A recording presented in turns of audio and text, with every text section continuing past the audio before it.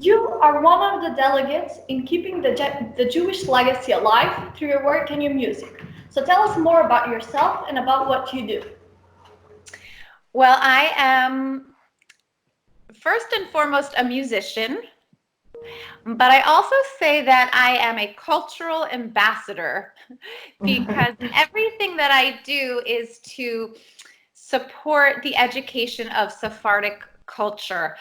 So many people today, whether you are Jewish or not, they've never even heard of Sephardic culture. They don't even know that such a thing exists. And so it is very important for me to make sure that younger generations know that this beautiful culture, not only did it exist before, but it's still here today. And so through my music, I use traditional Ladino songs, but I also write my own. And I hope that by using my music in a more modern way, that it will reach more young people. What is your connection to Sephardic Jews of Monastir, now known as Bitola? My grandfather was born in Monastir, and for me, it has always been a connection to my grandfather and to all of my family that came before him. Your grandfather's name was Julian Aroeste, and he was from Monastir. Can you tell us what happened to him and his family? Sure. In 1912 and 1913, during the Balkan Wars, there were a lot of Sephardic families who left Monastir, and they came to either America, some went to Chile in South America, and some went to Israel. My family went to America. And so my grandfather was very young at the time, and he hopped on a boat with his parents and many other families, and they ended up in New York, in a part of New York called Rochester, which has a large population of Jewish families from Monastir. So he was not still in Monastir when the Holocaust happened. His family left during the Balkan Wars. So, did you know him? Did he remember his homeland? And did he ever come back to Macedonia? Yes, I knew him very well. I loved him dearly. I knew him most of my life. He passed away when I was in college, so I knew him for a long time. And he definitely spoke about the homeland and his time in Monastir. And it was very, very important to our family to remember that history. I don't know if he visited as a much older man, but I have pictures and even video of him visiting Monastir in the 1930s, before the Holocaust. I know he visited Greece many times afterwards, but I'm not sure he went up to Bitola later. I don't know. Have you visited Macedonia so far? And did you feel at home when you came? And what do you think about Macedonians' attitude towards Jewish culture and history? Oh, yes. I love visiting Macedonia. I came for the first time in, I think it was 2017. And I had always dreamed of coming before. So I wanted to very, very badly, but I have two very little kids. I have a 4-year-old daughter and a 6-year-old daughter, and I travel already so much for work. I couldn't get there sooner. But in 2017, I was invited to do a Jewish conference in Bulgaria. And I thought, oh my goodness, if I'm in Bulgaria, I have to go to Macedonia.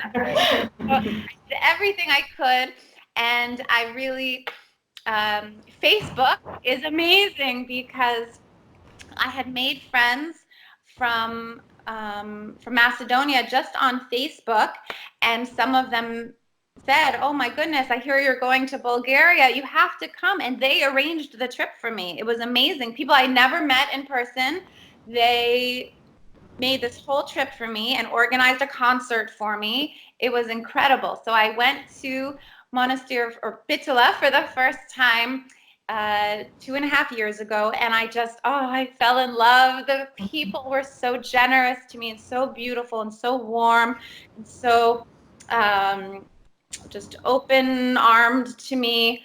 And I really saw, because I didn't go to Skopje at the time. I was only in Bitola, and there are no Jews in Bitola.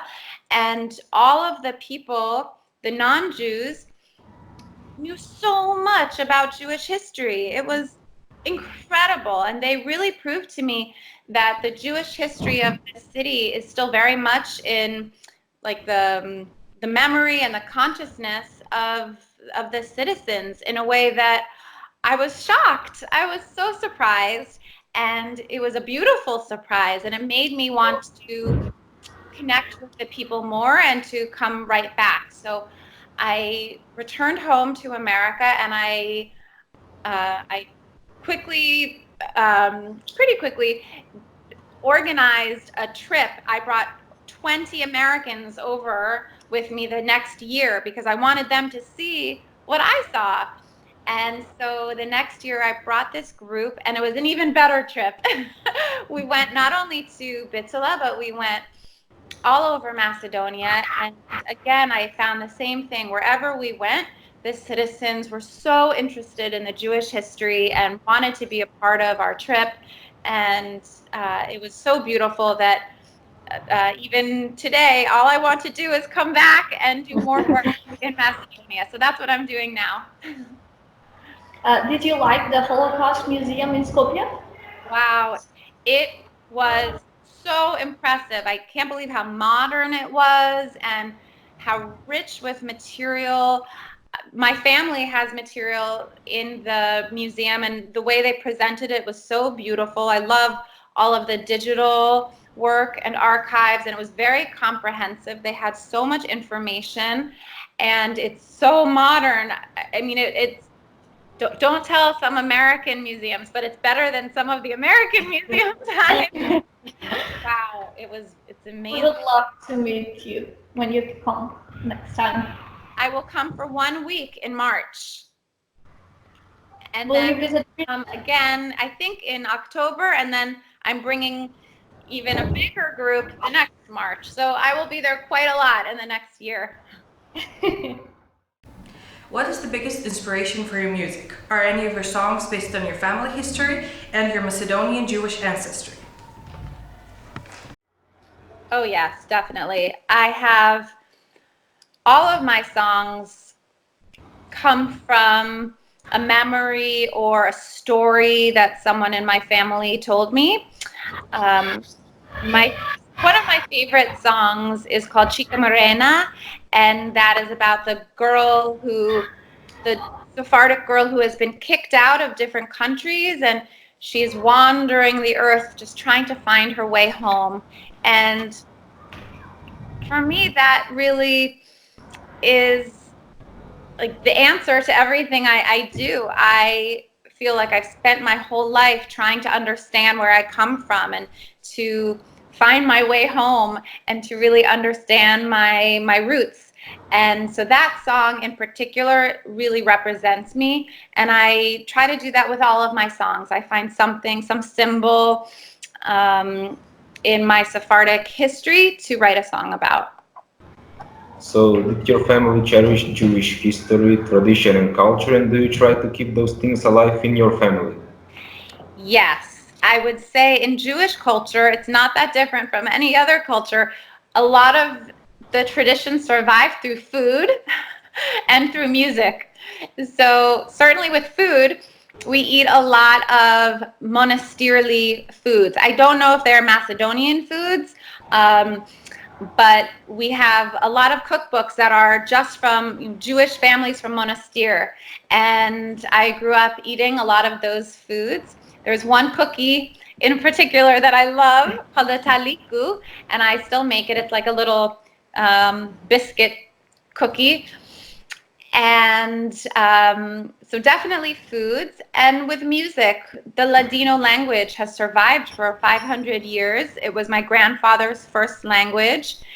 And sadly, after World War II, many Ladino speakers were killed, and when they went to new countries, they wanted to learn the language of their new countries, so they didn't keep the Ladino alive to pass on to their children. So my mother never learned Ladino from her father, which made me really sad. And when I was growing up, I heard these songs and I wanted to know more about the language. I wanted to be able to understand Ladino, and my grandfather, he wasn't interested in sharing the language with me. He was already so American at that point that the language didn't really matter to him.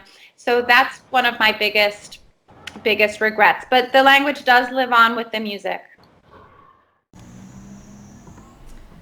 Did any of your family members survive the Holocaust? Yes, my cousin Rochelle, she's the only one. She just turned 102 years old. She lives Wow. she lives in Boston now, and she survived the Holocaust by being put in the trunk of a car by the Italian consulate's car trunk, and being shuttled to Albania, where she was given a new passport, a fake passport, and she lived in Albania during the war to survive. And when the war ended, she came back to Monastir, but there were no Jews, nobody left. Only a couple of people came back, and it was too sad, so she left. What is your relationship with Rachel Nafmias, and can you tell us more about her? So I still see her. I live about 2.5 hours away from where she lives, so I like to see her whenever I can. She is remarkable. She, after the war, she came to America, I think in the 1950s. She stayed in Europe for a little while, and then she came. She never had children of her own, so the generations below her were like her children, and she's so loving and wonderful and positive. She always has a smile on her face, and she has a lot of memories. She's getting, obviously at 102 years old, her hearing and her eyes are not that great, but she could talk and talk and talk about her stories. And she wrote some diary entries, and she has beautiful memories that she shares with us when we see her. She's very special, and she's my last living relative from Monastir. Can you share with us a Holocaust story she told you and which you haven't told before? She's really told me a lot. But one of the stories that I love that she told me was about a little symbol you put on your door. It's called mezuzah, and Jews put, I don't have one here I can show you because it's on my door, but it's a little metal symbol that you put on the door, and inside is a Hebrew prayer, a very important Hebrew prayer for Jewish people. And in every Jewish home, you put one at the door to say that you are proud of being Jewish. And during the war, as Rachel told me, her neighbor took the mezuzah to hold on to for Rochelle as she went to Albania. She didn't know if she would see Rochelle again, but she saved the mezuzah because she knew how important and how special it was to her. And years later, she did see Rochelle again, and she gave the mezuzah back. And I've seen it. Rochelle has it, and she's shown it to me. I've held it, and it's just, wow, amazing. Tell us something about your Monastir project. What inspired you? Why are you doing it? What is it about? And who is helping you with it? So the Monastir project, it's really launching this week. It is a project that I feel like I can contribute the most to in terms of helping to keep alive the Jewish memory of Monastir. I could raise money for a lot of different projects, but for me, music is where my heart is, and it's what I'm best at doing. So the Monastir project centers around music because I believe that music brings different people together. And so my idea is to bring Israelis, and Macedonians together, Jewish and not Jewish, and to record a brand new album of Macedonian Jewish songs, which I don't think anybody has ever done before. So some of the songs are actually in Macedonian, and they talk about Bitola or Monastir or the Jews from the street. And then some of the songs are in Ladino, but have not been recorded before. I found poetry and words in archives, in old libraries. So I'm writing the melodies and the music for these beautiful Ladino words that came from Monastir. So all of the music on the album, even if it's in Macedonian or in Ladino, will have something to do with Jewish Monastir. And we'll record it with the Israelis and the Macedonians. That's part one. And then part two will be to take that music and present it in different music festivals. And then part three is some of the money that comes, if any comes, from the music or the concerts, we will then give back to restoration and preservation projects to help keep Jewish monastir history alive.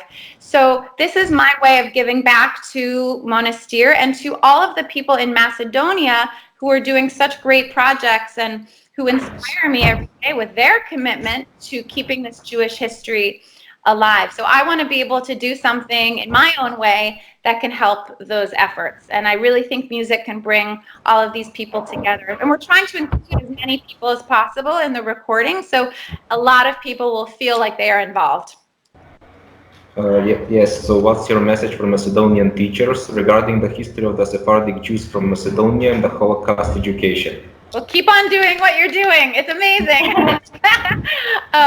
Really, I'm always surprised and amazed that that teachers in Macedonia even want to teach this history, because what I tell at least Americans is that Sephardic history is world history, right? It's not some like little piece of history that doesn't matter. It's part of your history. The Jewish people were a very, very important part of Monastir and Skopje and of Macedonian history. And if you want to know about your own culture, you have to learn about the Jewish story. It's very, very important to your own sense of, nationality. And so I applaud you for learning about it and for teaching about it. It's so important for everybody in the world to know this history. So do you think that Holocaust education is important and that it helps combat another genocide, provides students with a consciousness of human rights, and raises their awareness about anti-Semitism? Well, I mean, I'd like to say we don't need Holocaust education because everybody already knows what happened and believes it. But sadly, it's amazing that there are still people who don't even think the Holocaust happened. I don't know how that's possible, but it is. And people still deny it, and people still say that it's a conspiracy and a lie. And there's so much proof and so much sadness and so many lives lost and so many cultures with every person. There were many non-Jewish people who were killed too, but with the Jewish experience, the entire Sephardic population of Europe was basically destroyed. And with that, you lose a culture, you lose Ladino, you lose so much history. Entire cities, all of Monastir was destroyed, and all of Salonika, Thessaloniki. It's so tragic, and I hope that more education will prevent another genocide. I think we still have so much work to do. For some reason, anti-Semitism is still such a problem throughout Europe, throughout America. We still have to teach this history because the same hatred for some reason still exists. And if only people could see how beautiful the culture is and the historical experience. I wish we could avoid more genocide. I don't know, but all we can do is try. Thank you so much for taking the time to answer our questions. We wish you a lot of success, especially in your upcoming project, and we hope to see you in Prilep soon. Thank you. I hope to make it there. I will be there for 1 week in March, but I'll mostly be in Bitsula and Skopje, but you never know. We'll see. Yes. We're expecting you. Thank you. It was Thank you really so wonderful much. to talk to Bye. you. Bye. Bye. Bye. Bye.